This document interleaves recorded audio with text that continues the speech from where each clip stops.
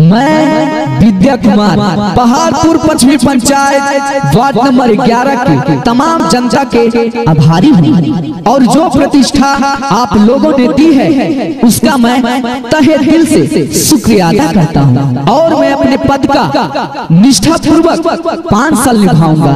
धन्यवाद। जय जय करते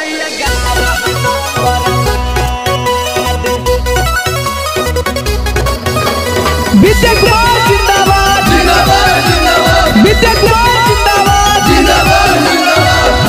आगे लिखिन द्वापर के कन्हैया जानी गेले गौआ जवार। आगे लिखिन द्वापर के कन्हैया हो गेले सगरो परचार। यज्ञ माई देहो विद्या भाई के बधाइया कि जय जय करते 11 नंबर बाद।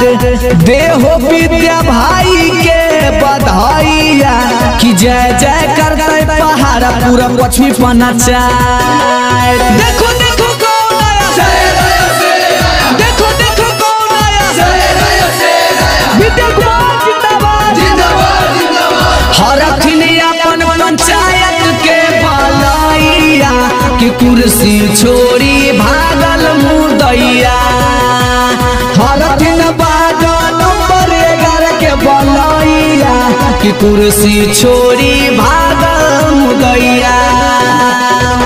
बांधी के मुरेठा दोनों भैया सोनू रवि शंकर कुमार। बांधी के मुरेठा दोनों बेटा अमनारियाना कुमार। अगमाई उतारे लिया तींदु मैया कि जुग जुग जिया लाला ना हमार। उतारे लिया मृदुला देवी कि जुग जुग जिया से नूरा हमार। विद्या कुमार जिंदाबाद, विद्या कुमार जिंदाबाद, विद्या कुमार जिंदाबाद, विद्या कुमार जिंदाबाद। सुना सुना गरीब किसनमा, सुना हो दलित लाचार।